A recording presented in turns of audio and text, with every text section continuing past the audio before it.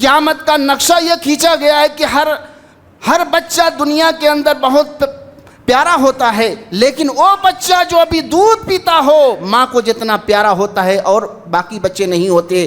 تو یہاں یہ نقشہ کھینچا گیا ہے کہ ہر دودھ پلانے والی مائیں اپنے دودھ پلاتے پلاتے اپنے بچے کو چھوڑ کر بھاگ نکلیں گی، اور کسی ماں کو یہ فکر بھی نہ ہوگی کہ اس کے لاڈلے اور چہیتے پر کیا گزر رہی۔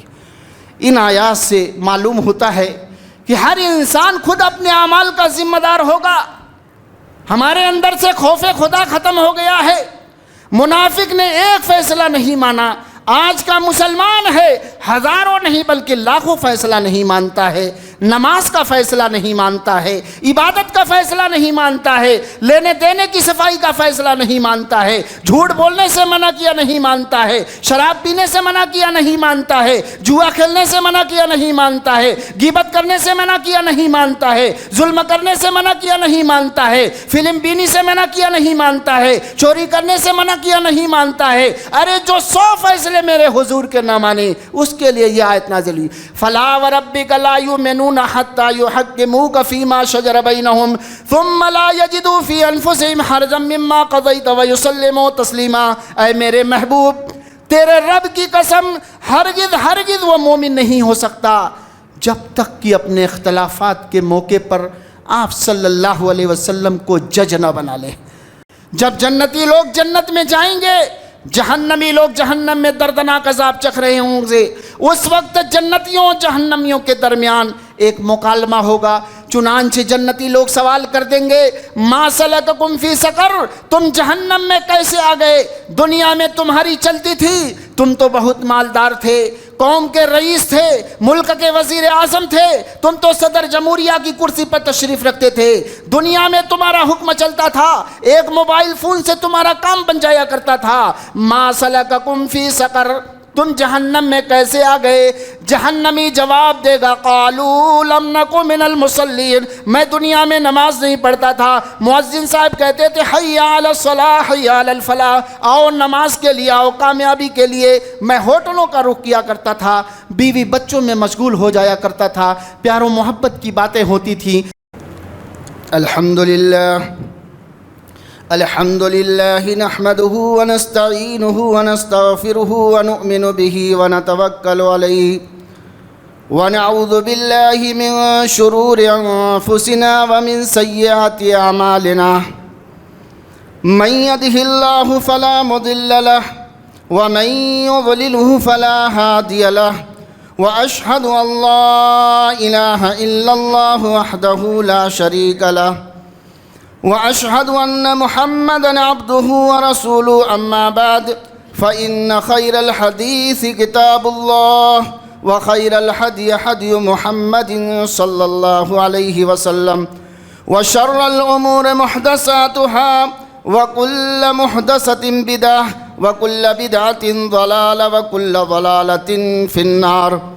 أعوذ بالله السميع العليم من الشيطان الرجيم، بسم الله الرحمن الرحيم، قاف القرآن المجيد بل عجبوا أن جاءهم منذر منهم فقال الكافرون هذا شيء عجيب أئذا متنا وكنا ترابا ذلك رجل بعيد قد علمنا ما تنقص الأرض منهم وعندنا كتاب حفيظ بل كذبوا بالحق لما جاءهم فهم في أمر مريج أفلم ينظروا إلى السماء فوقهم كيف بنيناها وزيناها وما لها من فروج والأرض مددناها وألقينا فيها رواسي وأنبتنا فيها من كل زوج بهيج تبصرة وذكرى لكل عبد منيب ونزلنا من السماء ماء مباركا فأنبتنا به جنات وحب الحصيد والنخل باسقات لها طلع نضيد رزقا للعباد وأحيينا به بلدة ميتا كذلك الخروج كذبت قبلهم قوم نوح وأصحاب الرس وثمود وعاد وفرعون وإخوان لوط وأصحاب الأيكة وقوم تبع كل كذب الرسل فحق وعيد أفعينا بالخلق الأول بل هم في لبس من خلق جديد. قال الله تعالى في موضع آخر قل إن الموت الذي تفرون منه فإنه ملاقيكم ثم تردون إلى عالم الغيب والشهادة فينبئكم بما كنتم تعملون. وقال النبي صلى الله عليه وسلم في الحديث الصحيح لا يطمئن أحدكم الموت لضر أصابه وإن كان لا بد فاعلا فليقل اللهم أحيني ما كانت الحياة خيرا لي وتوفني إذا كانت الوفاة خيرا لي. رواه البخاري. رب اشرح لي صدري ويسر لي أمري واحلل عقدة من لساني يفقهوا قولي. رب زدنی علما اللہم رب زدنی علما. معزز حاضرین جمعہ، اسلامی بھائیوں، دوستوں، بزرگوں، عزیز بچوں، پردہ نشین ماؤں اور بہنوں، تمام قسم کی تعریفات خالق کائنات مالک ارض و سما کے لیے ہیں. لاکھوں اور کروڑوں درود و سلام نازل ہو اللہ کے اس آخری پیغمبر رحمت للعالمین، شفیع المذنبین، خاتم النبیین، امام الاولین والآخرین، تاجدار بطحہ، خطیب صفا، وارد غار حرا، جگر گوشہ آمنہ، محبوب عائشہ جناب محمد رسول اللہ صلی اللہ علیہ وسلم پر جو ساری دنیا کے لیے ہدایت کا سامان بن کر آئے. اسلامی بھائیوں، انسان دنیا کے اندر اس لیے نہیں آیا کہ وہ کھائے پیے، نشو و نما پائے، جوان ہو، بوڑھا ہو اور مر جائے، بلکہ انسان دنیا میں اس لیے آیا ہے تاکہ وہ اس زندگی میں رہ کر اس زندگی کی تیاری کرے جو زندگی کبھی ختم ہونے والی نہیں، جو زندگی یا تو بڑے عیش و آرام کی زندگی ہوگی یا بڑے دکھ، رنج و الم اور غم کی زندگی ہوگی.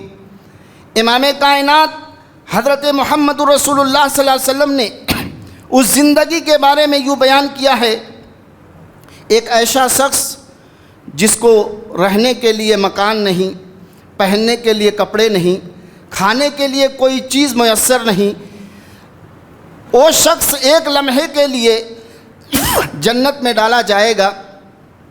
پھر اسے پوچھا جائے گا کہ اے بندگان خدا، تو دنیا میں بڑی طویل زندگی گزار کے آیا ہے، بتا اس زندگی کے اندر کبھی دکھ بھی دیکھا ہے؟ وہ آدمی جس کی ساری زندگی دکھوں میں گزری، ایک لمحہ جنت میں جانے کے بعد کہے گا اے اللہ میں نے دنیا میں کبھی دکھ دیکھا ہی نہیں. اس کے برعکس اپوزٹ وہ آدمی جس کو دنیا کی ہر طرح کی نعمتیں حاصل ہوئی ہوں، رہنے کے لیے عالیشان مکان ہوں، چلنے کے لیے، سفر کرنے کے لیے عالیشان گاڑی اور موٹر ہو، لیکن ایسے شخص کو ایک لمحے کے لیے جہنم میں ڈالا جائے گا. پھر اسے پوچھا جائے گا اے بندگان خدا، تو دنیا میں بڑی لمبی زندگی گزار کے آیا ہے، بتا اس زندگی کے اندر کبھی آرام بھی دیکھا ہے؟ وہ آدمی جس کی ساری زندگی آرام میں گزری، ایک لمحہ جہنم میں جانے کے بعد کہے گا اے اللہ میں نے دنیا میں کبھی آرام دیکھا ہی نہیں. میرے بھائیوں، یہ زندگی، جس زندگی کے اندر انسان 60 سال 70 سال کے اندر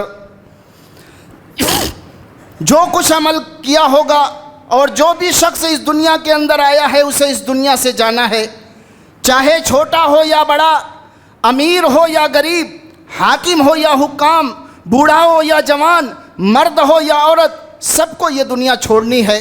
یہاں کا سیم و زر، مال و دولت، جائیداد و زمین، دکانوں، کوٹھیاں آپ کے ساتھ نہیں جائیں گی.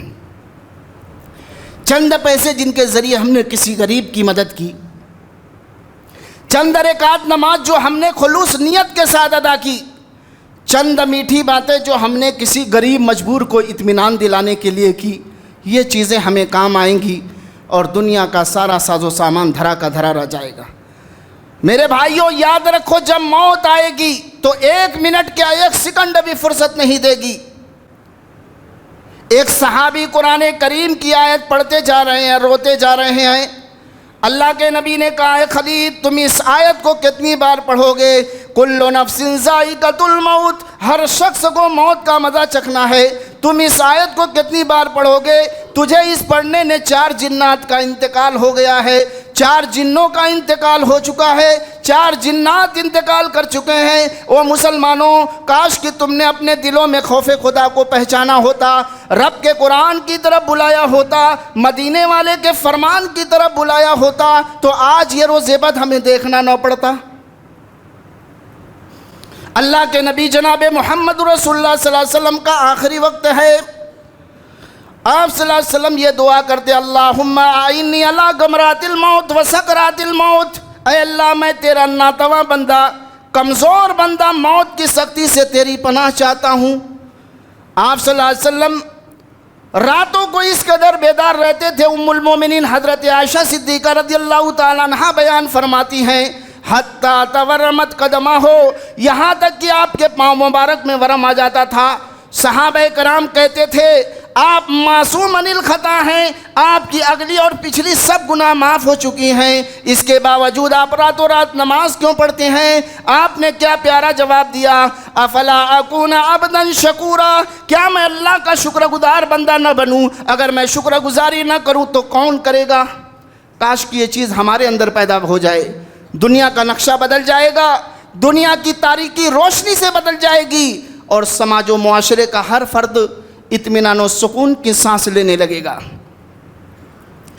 میرے بھائیوں، یہ زندگی جس کے لیے ہم اتنی کوششیں کرتے ہیں، صبح شام ہم دنیا کے کمانے کے چکر میں پوری زندگی کو صرف کیے ہوئے ہیں، کیا آپ نے کبھی سوچا ہے کہ ایک دن ایسا بھی آئے گا کہ ہماری روح قبض ہو جائے گی، ملک الموت، موت کا فرشتہ ہماری روح کو قبض کر لے گا۔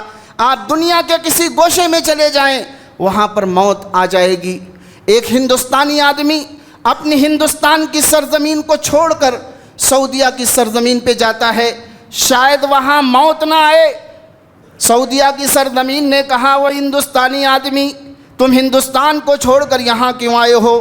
کہا اس لیے میں آیا ہوں، یہ بہت ہی مبارک بستی ہے، بہت ہی اچھی بستی ہے، ساری دنیا اس کا ادب و احترام کرتی ہے۔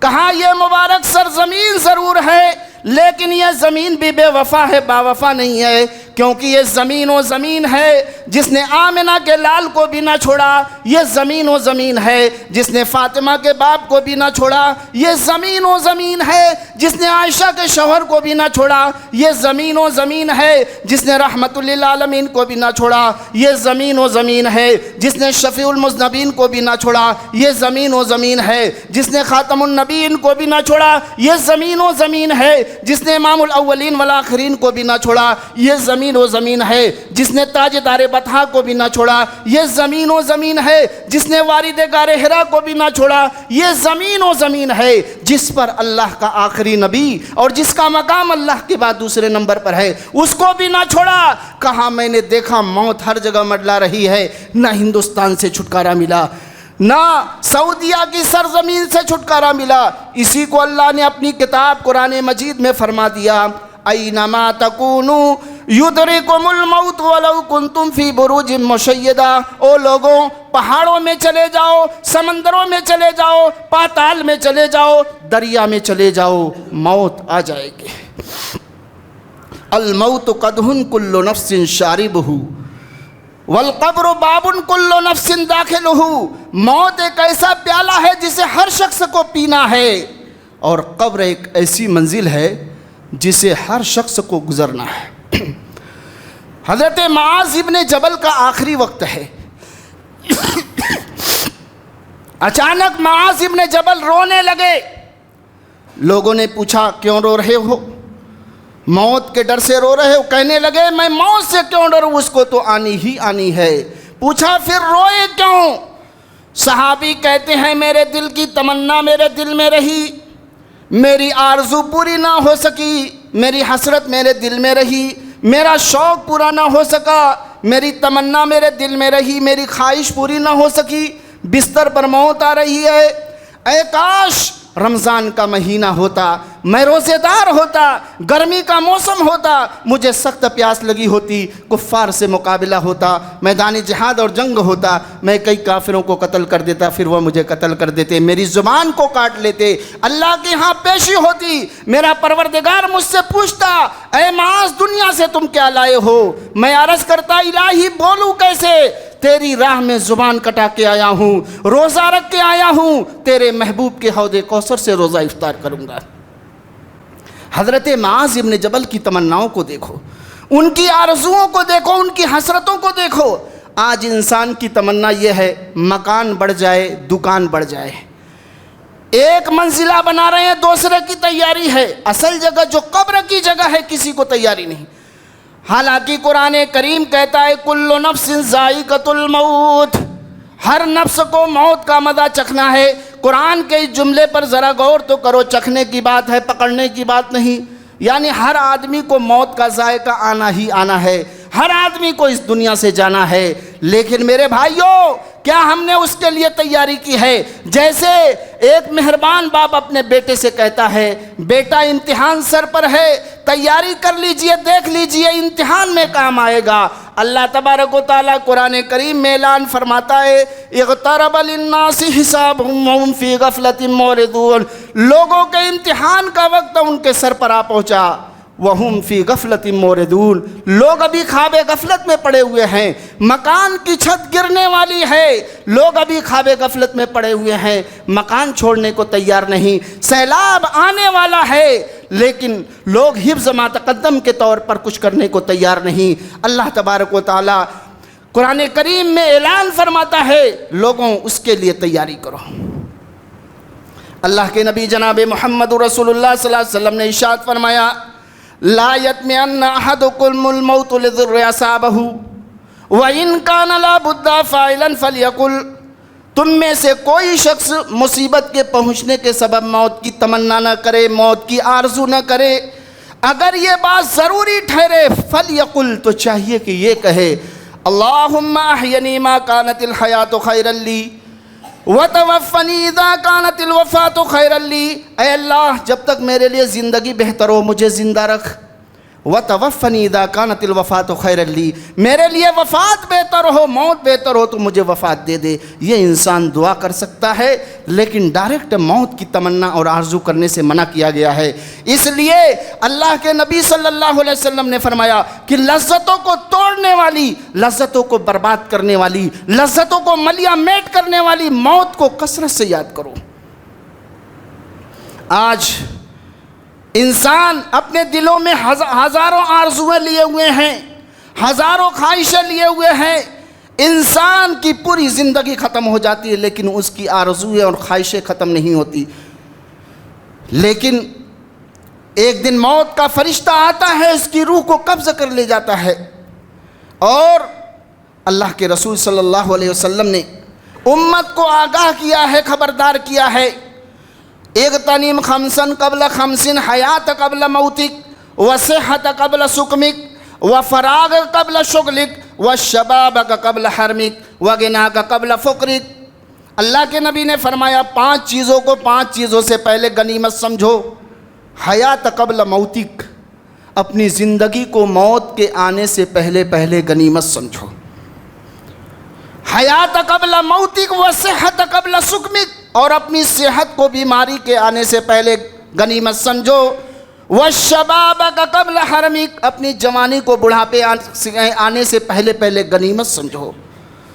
وغناک قبل فقرک، اور اپنی مالداری کو غریبی کے آنے سے پہلے پہلے غنیمت سمجھو، اور اپنے فرصت کے وقت کو بیزی ہونے سے پہلے، مصروف ہونے سے پہلے غنیمت سمجھو۔ اس حدیث میں بھی اللہ کے رسول صلی اللہ علیہ وسلم نے امت کو آگاہ کیا ہی یہ زندگی بہت بڑی امانت ہے، اس زندگی کے بارے میں پوچھا جائے گا، سوال کیا جائے گا۔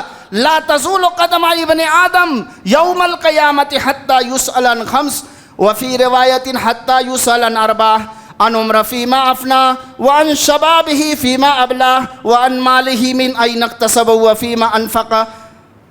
قیامت کے دن بندوں کے قدم اس وقت تک جنبش نہیں کریں گے جب تک کہ اسے 5 باتوں کے بارے میں سوال نہ کر لیا جائے۔ 5 باتوں کے بارے میں پوچھ نہ لیا جائے۔ پہلا سوال ہوگا ان عمر فیما افنا، او میرے بندے میں نے تجھے 60-70 سال کی عمر دی، تو نے اس عمر کو کہاں گوائی، تو نے اس عمر کو کہاں گزاری۔ وَعَنْ شَبَابِهِ فِيمَا أَبْلَى، اس کی جوانی کے بارے میں سوال ہوگا، او میرے بندے میں نے تمہیں جوانی دی تھی، تو نے جوانی کو دیوانی بنائی، تو نے جوانی کو مستانی بنائی، تو نے جوانی کو کہاں گزاری۔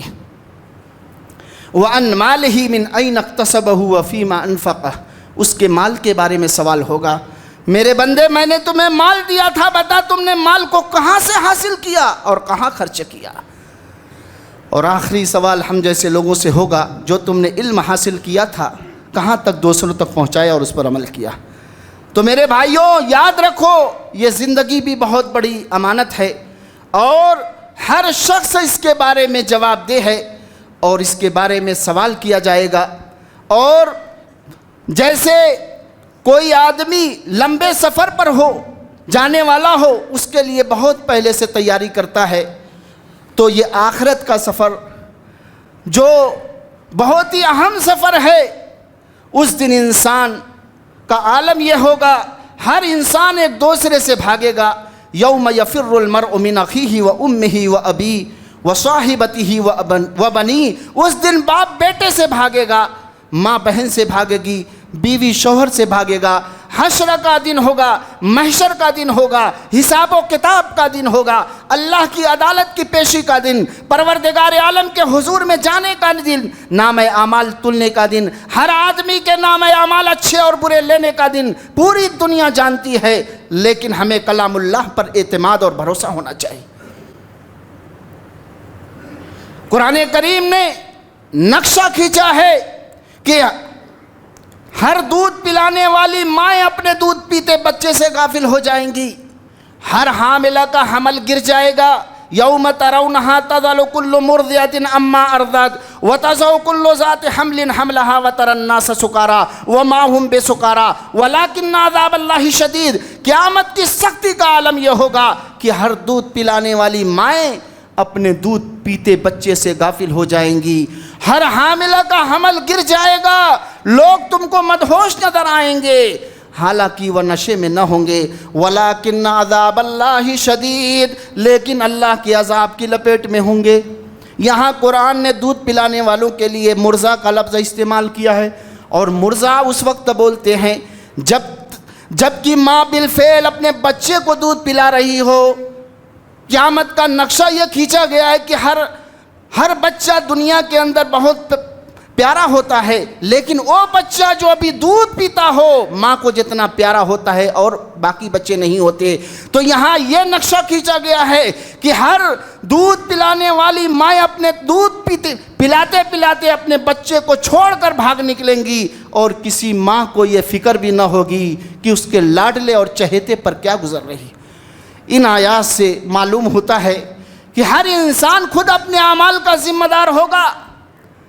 فَمَن يَعْمَلْ مِثْقَالَ ذَرَّةٍ خَيْرًا يَرَهُ وَمَن يَعْمَلْ مِثْقَالَ ذَرَّةٍ شَرًّا يَرَهُ، جس نے ذرہ برابر بھی نیکی کا کام کیا ہوگا وہ بھی دیکھ لے گا، اور جس نے ذرہ برابر بھی برائی کا کام کیا ہوگا وہ بھی پورا اسے بدلہ دیا جائے گا۔ کسی کے ساتھ کوئی ظلم و زیادتی نہیں ہوگی۔ لیکن قیامت کے دن جب کہ حشر کا دن ہوگا، محشر کا دن ہوگا، یہ سورج جو لاکھوں اور کروڑوں کی میل کی دوری پر ہے ایک سرمہ کی سلائی کے برابر ہوگا، لوگ حیران و پریشان ہوں گے، لیکن کچھ لوگ ایسے بھی ہوں گے جنہیں اللہ تبارک و تعالی عرش کے سائے میں جگہ دے گا، جبکہ اس کے عرش کے سائے کے سوا کوئی دوسرا سایہ نہیں، درخت نہیں، چھاؤں نہیں، کند نہیں، کوٹھی نہیں، بنگلہ نہیں، سمندر ختم، دریا ختم، ندی نالے ختم، نل کے کنویں ختم، چشمے ختم، پانی کا نام و نشان نہیں ہوگا۔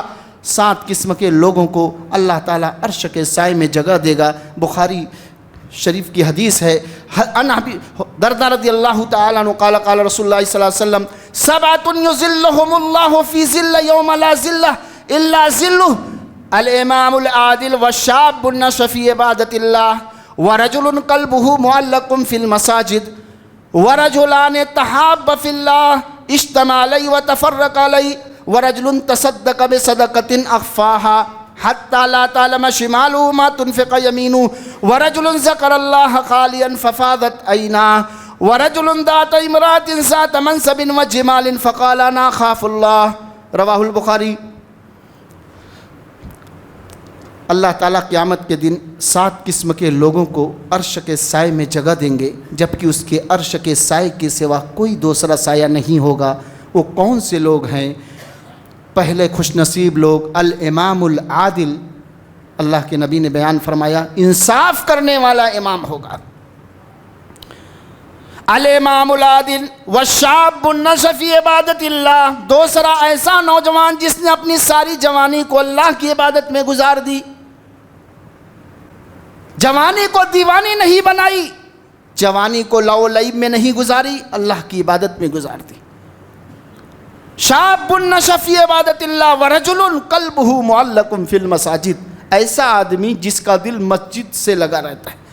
ابھی جمعہ کی نماز پڑھ کے نکلے، اسے عصر کی نماز کی فکر لگی رہتی، عصر کی نماز پڑھ کے نکلتا ہے، مغرب کی نماز کی فکر لگی رہتی ہے، گویا اس کا دل مسجد کی طرف اٹکا رہتا ہے۔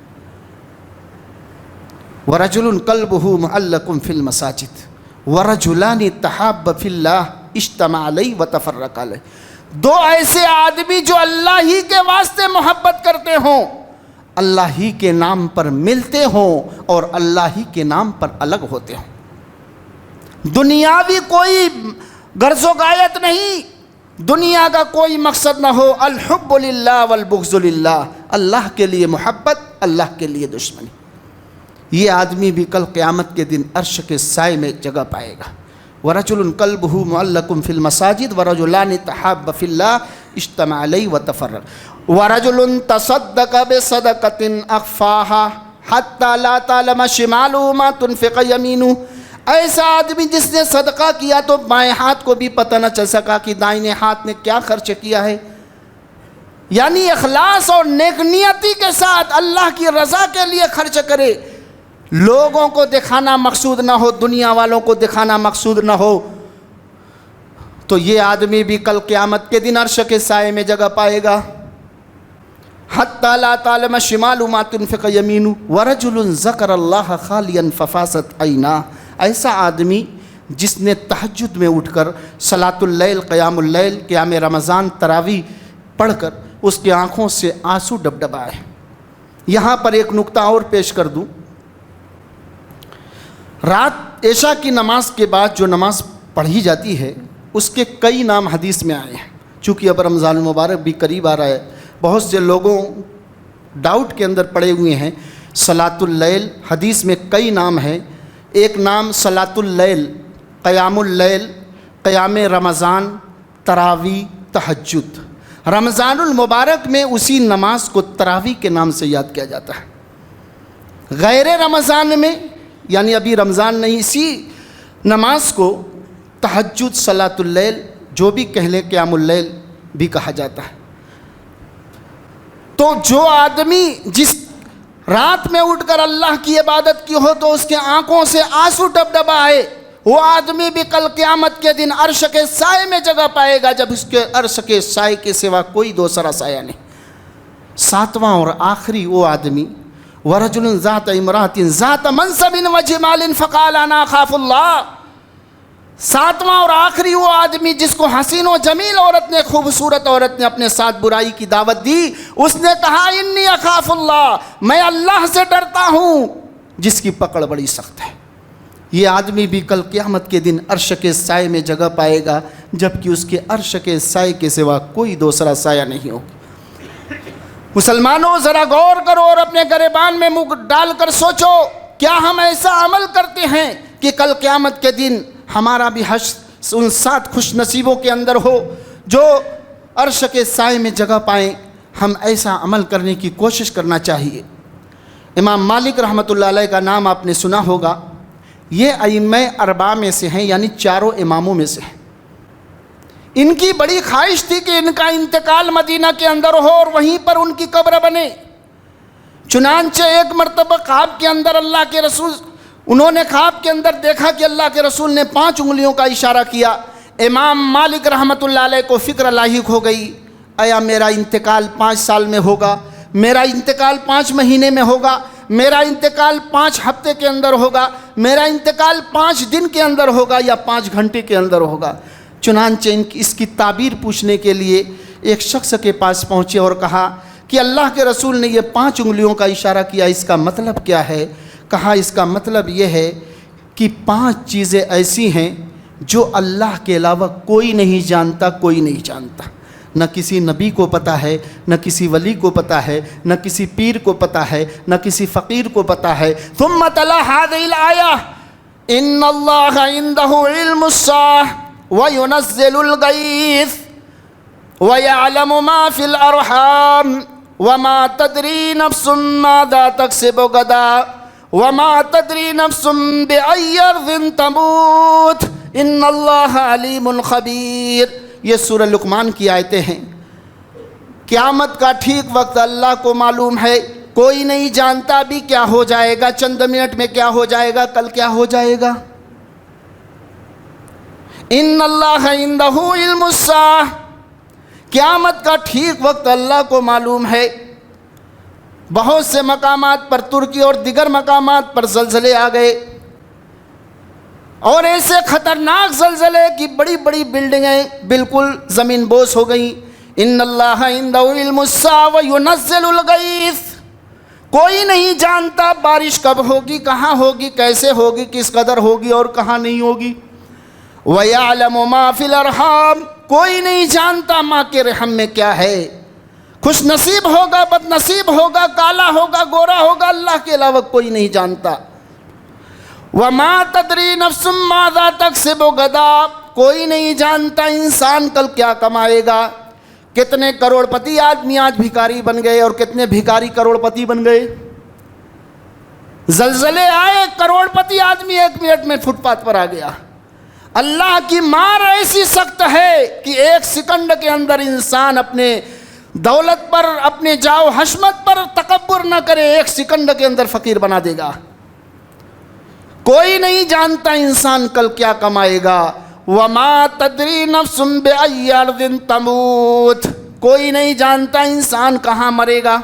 کوئی ہاسپیٹل روم میں مرے گا، کوئی سفر میں مرے گا، کوئی حضر میں مرے گا، اور کتنے لوگ تو ایسے ہیں پوری دنیا کمانے کے باوجود 2 گز کفن کے کپڑے بھی نصیب نہیں ہوتے، ایکسیڈنٹ ہو جاتا ہے، حادثے ہو جاتے ہیں، شکل تک پہچانی نہیں جاتی۔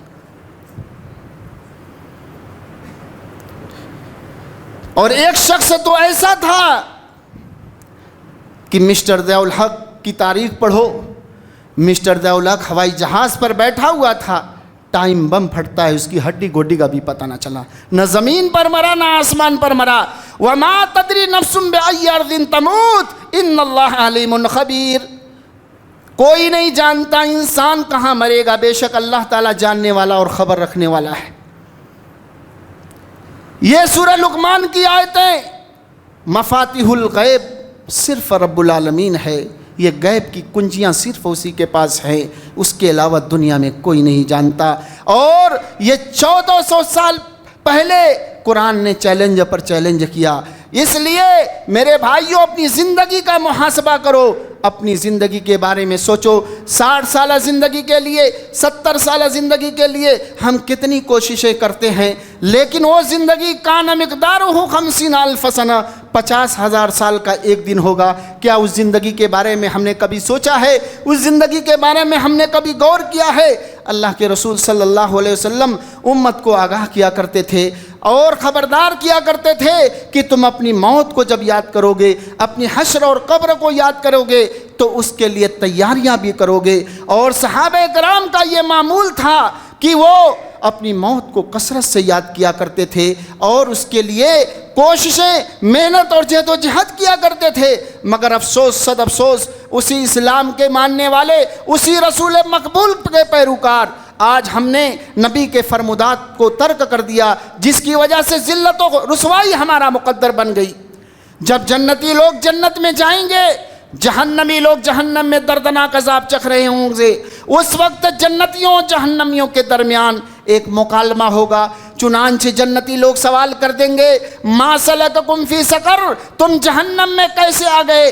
دنیا میں تمہاری چلتی تھی، تم تو بہت مالدار تھے، قوم کے رئیس تھے، ملک کے وزیر اعظم تھے، تم تو صدر جمہوریہ کی کرسی پر تشریف رکھتے تھے، دنیا میں تمہارا حکم چلتا تھا، ایک موبائل فون سے تمہارا کام بن جایا کرتا تھا۔ ما سلککم فی سقر، تم جہنم میں کیسے آ گئے؟ جہنمی جواب دے گا قالوا لم نکو من المصلین، میں دنیا میں نماز نہیں پڑھتا تھا۔ مؤذن صاحب کہتے تھے حی علی الصلاح حی علی الفلاح، آؤ نماز کے لیے آؤ کامیابی کے لیے۔ میں ہوٹلوں کا رخ کیا کرتا تھا، بیوی بچوں میں مشغول ہو جایا کرتا تھا، پیار و محبت کی باتیں ہوتی تھیں، اللہ رسول کی مخالفت کا انداز ہوتا تھا۔ لہم قلوب لا یفقہون بہا ولہم اعین لا یبصرون بہا ولہم آذان لا یسمعون بہا اولئک کالانعام، کسی مولوی کے واز کے الفاظ نہیں، نہ اپنی لکھی ہوئی خود ساختہ کتاب کے الفاظ ہیں، اس کتاب کے الفاظ ہیں جو محمد رسول اللہ صلی اللہ علیہ وسلم پر نازل کی گئی۔ لہم قلوب لا یفقہون بہا، اللہ نے سننے کے لیے کان دیا ہے مگر سنتے نہیں، دیکھنے کے لیے آنکھ دیا ہے مگر دیکھتے نہیں۔ اولئک کالانعام، یہ انعام کی طرح ہیں، چوپایوں کی طرح، بل ہم اضل، کسی پارٹی کا فیصلہ نہیں، کسی گروہ کا فیصلہ نہیں، کسی جماعت کا فیصلہ نہیں، قرآن کا فیصلہ ہے۔ یہ انعام کی طرح ہیں، چوپایوں کی طرح، بل ہم اضل، بلکہ اس سے بھی غیر گزرے۔ اس لیے میرے بھائیوں اپنی زندگی کا محاسبہ کرو۔ 24 گھنٹے کے اندر سوتے ہیں تو ہم دنیا کی فکر لے کر سوتے ہیں، جاگتے ہیں تو دنیا کی فکر لے کر جاگتے ہیں، لیکن ہمارا اب قبر کے بارے میں، حشر کے بارے میں، موت کے بارے میں، اس کے بارے میں ہمیں فکر نہیں ہے۔ اس لیے ہمیں ضرورت ہے کہ اپنی زندگی کا جائزہ لے۔ حضرت ابو ہریرہ رضی اللہ تعالیٰ عنہ کی موت کا وقت جب قریب ہوا، یہ بہت زیادہ کثیر الروایات، سب سے زیادہ حدیثیں روایت کرنے والے ابو ہریرہ ہیں۔ جب ان کی موت کا وقت قریب ہوا تو یہ پریشان ہو گئے۔ بیوی نے کہا آپ تو لاکھوں حدیثوں کے حافظ ہیں، آپ کیوں روتے ہیں؟ کہا اس لیے میں رو رہا ہوں کہ میں ایک لمبے سفر پر جانے والا ہوں، میرے پاس تو سفر بہت کم ہے، معلوم نہیں میں جنت میں جاؤں گا یا جہنم میں جاؤں گا۔ میرے بھائیوں یہ صحابہ کرام کی فکر تھی کہ سب کچھ کرنے کے بعد بھی ڈرتے تھے، اور آج کچھ نہ کرنے کے بعد بھی نہیں ڈرتے۔ ہمارے اندر سے خوف خدا ختم ہو گیا ہے۔ منافق نے ایک فیصلہ نہیں مانا، آج کا مسلمان ہے ہزاروں نہیں بلکہ لاکھوں فیصلہ نہیں مانتا ہے، نماز کا فیصلہ نہیں مانتا ہے، عبادت کا فیصلہ نہیں مانتا ہے، لینے دینے کی صفائی کا فیصلہ نہیں مانتا ہے، جھوٹ بولنے سے منع کیا نہیں مانتا ہے، شراب پینے سے منع کیا نہیں مانتا ہے، جوا کھیلنے سے منع کیا نہیں مانتا ہے، غیبت کرنے سے منع کیا نہیں مانتا ہے، ظلم کرنے سے منع کیا نہیں مانتا ہے، فلم بینی سے منع کیا نہیں مانتا ہے، چوری کرنے سے منع کیا نہیں مانتا ہے۔ ارے جو 100 فیصلے میرے حضور کے نہ مانے، اس کے لیے یہ آیت نازل ہوئی، فلا وربک لا یؤمنون حتی یحکموک فیما شجر بینہم ثم لا یجدوا فی انفسہم حرجا مما قضیت ویسلموا تسلیما۔ اے میرے محبوب تیرے رب کی قسم، ہرگز وہ مومن نہیں ہو سکتا جب تک کہ اپنے اختلافات کے موقع پر آپ صلی اللہ علیہ وسلم کو جج نہ بنا لے، آپ صلی اللہ علیہ وسلم کو فیصل نہ بنا لے، اور جو آپ فیصلہ کر دیں دل میں کسی طرح کی تنگی محسوس نہ کریں، بلکہ پورے شرع و صدر کے ساتھ تسلیم کر لیں، مان لیں۔ ہوتے ہوئے مصطفیٰ کے گفتار مت دے کسی کا قول و کردار، اصل کے ہوتے ہوئے نقل کیا ہے یا وہم و خطا کا دخل کیا ہے، حدیث کیا ہے قول مصطفیٰ ہے، دردان درجہ مصطفیٰ ہے۔ اصل دین تو یہ ہے کہ اللہ کی کتاب قرآن مجید کو سب سے بلند مانا جائے، اس کے بعد حدیث مصطفیٰ کو اپنی جیو جان سے لگایا جائے۔ کبھی حدیث شریف کو پڑھ کر اپنی خواہش کو پورا کریں، کبھی صحیح بخاری مسلم کو پڑھنے سے اپنی جان کو قربان کریں۔ اس سلسلے میں مفسر قرآن علامہ شبیر احمد عثمانی نے اپنی تفسیری حواشی ختم کرتے ہوئے کہا ہے، قرآن کے شروع میں بسم اللہ کا با آیا ہے، قرآن کے لاسٹ میں الناس کا سین آیا ہے، گویا بسم اللہ کا با اور الناس کا سین ملانے سے بس ہو گیا۔ شاعر کہتا ہے دونوں جہان کی بھلائی کے لیے، دونوں جہان کی کامیابی کے لیے قرآن ہمارے لیے بس اور کافی ہے۔ لیکن یہاں ایک واقعہ کو بتا دینا بہت ضروری ہے تاکہ یہ نہ سمجھا جائے قرآن بطور متن کافی ہے، بلکہ حدیث کے ذریعے اس کی تشریح بھی ضروری ہے۔ علامہ شمس الدین ذہبی رحمۃ اللہ علیہ تذکرۃ الحفاظ میں ایک واقعہ لکھتے ہیں، کہ بصرہ کا ایک آدمی حضرت عمران بن حسین رضی اللہ تعالیٰ عنہ کے پاس آیا اور کہا مجھے قرآن سے کتاب اللہ سے فتویٰ دیجئے۔ حضرت عمران بن حسین نے کہا کہ حدیث شریف میں جو اس کی تفصیل و تفسیر ہے اس کی ضرورت نہیں۔ انہوں نے کہا میں اللہ کی کتاب کافی ہے۔ حضرت عمران بن حسین کو بواسیر کی شکایت تھی، بواسیر کی تکلیف سے لیٹے ہوئے تھے، پاس کے بیٹھے ہوئے لوگوں سے کہا مجھے اٹھا دو۔ جب اٹھے تو فرمایا بتاؤ صرف تم قرآن سے نماز کیسے پڑھو گے؟ قرآن میں اللہ کہتا ہے اقیموا الصلاۃ، نماز پڑھو۔ فرض نماز بتا رہا ہوں، جیسے مغرب میں 3 رکعت پڑھو، عشاء میں 4 رکعت پڑھو، فجر میں 2 رکعت پڑھو، ظہر میں 4 رکعت پڑھو، عصر میں 4 رکعت پڑھو، یہ تمہیں کیسے معلوم ہوگا؟ اسی طرح قرآن میں ہے وَآتُوا الزَّکَاۃ، زکوٰۃ دو۔ زکوٰۃ کیسے دو گے؟ کس مال سے دو گے؟ کتنا دو گے؟ گلوں میں کیا دو گے؟ پھلوں میں کیا دو گے؟ مویشی میں زکوٰۃ دینے کا طریقہ کیا ہے؟ سونے چاندی میں کیا ہے؟ یہ تمہیں حدیث کے علاوہ کس جگہ ملیں گے؟ اسی طرح قرآن نے کہا السارق والسارقۃ فاقطعوا ایدیہما، چوری کرنے والے مرد اور چوری کرنے والی عورتیں دونوں کے ہاتھ کاٹ لو۔ حضرت عمران بن حسین نے اپنا ہاتھ پکڑ کر کہا بتاؤ ہاتھ کہاں سے کاٹو گے؟ گٹے سے یا کلائی سے یا پورا ہاتھ؟ یہ تمہیں حدیث کے علاوہ کس جگہ ملیں گے؟ تب اس آدمی نے دعا دی اور کہا جزاک اللہ کی چشمم باز کر دی، مرابا حمد مندم شاش کر دی، اللہ آپ کو جزائے خیر دے، آپ نے میری آنکھیں کھول دی۔ فرمایا من یطیع الرسول فقد اطاع اللہ، جس نے رسول کی اطاعت کی اس نے اللہ کی اطاعت کی۔ گویا رسول اللہ سے محبت اللہ سے محبت ہے، اور آپ کی خلاف ورزی خدا کی نافرمانی اور خواہشات نفس کی منمانی ہے۔ لہذا ہمیں چاہیے کہ ہم اپنی زندگی کا محاسبہ کریں، اپنی زندگی کو کتاب و سنت کے مطابق گزارنے کی کوشش کریں، اور نبی کے ہر بتائے ہوئے طریقوں کو زندگی میں فالو کریں، کیونکہ آدمی جس سے محبت کرتا ہے اس کا اٹھنا، اس کا بیٹھنا، اس کا سونا، اس کا جاگنا، اس کی گفتار، اس کا کردار، اس کی ہر ادا پسند آتی ہے۔ اگر ہمیں رسول اللہ سے محبت ہے تو نبی کے ہر اسوے کو اپنانا ہوگا، نبی کے ہر طریقے کو اپنانا ہوگا، نبی کے ہر ماڈل کو اپنانا ہوگا۔ لقد کان لکم فی رسول اللہ اسوۃ حسنہ، تمہارے لیے رسول اللہ کی زندگی بہترین نمونہ ہے۔ ہمارے پاس ماڈل بھی موجود ہے، ہمارے پاس آئیڈیل بھی موجود ہے، اب ہمیں کسی اور ماڈل کی ضرورت نہیں ہے۔ جن کے پاس یہ دونوں چیزیں نہ ہوں تیسری چیز کی ضرورت ہے۔ الحمدللہ ہمارے پاس جماعت اہل حدیث کے پاس یہ دونوں چیزیں موجود ہیں، ہمیں اب تیسری چیز کی ضرورت نہیں ہے۔ ہم دعا کرتے ہیں پروردگار سے، وقت آگے جانے کی اجازت نہیں دے رہا ہے، ہم رب العالمین سے دعا کرتے ہیں بار الہ ہمیں اپنی زندگی کا محاسبہ کرنے والا، لذتوں کو توڑنے والی، لذتوں کو برباد کرنے والی موت کو کثرت سے یاد کرنے والا بنا دے۔ بار الہ العالمین ہم سب بیماروں کو شفائے کلی عطا فرما، سب کی مشکلوں کو آسان فرما، سب کے روزی رزق میں خیر و برکت عطا فرما، سب کے مال و جان میں خیر و برکت عطا فرما۔ الہ العالمین بے اولاد کو اولاد عطا فرما، ہمیں اور ہماری اولاد کو نمازی بنا، جب تک ہمیں دنیا میں زندہ رکھ، اسلام پر زندہ رکھ، اور جب ہمارا خاتمہ ہو تو ایمان پر ہو۔ قل قولی ھذا مسلمین واستغفروا انہ هو الغفور الرحیم۔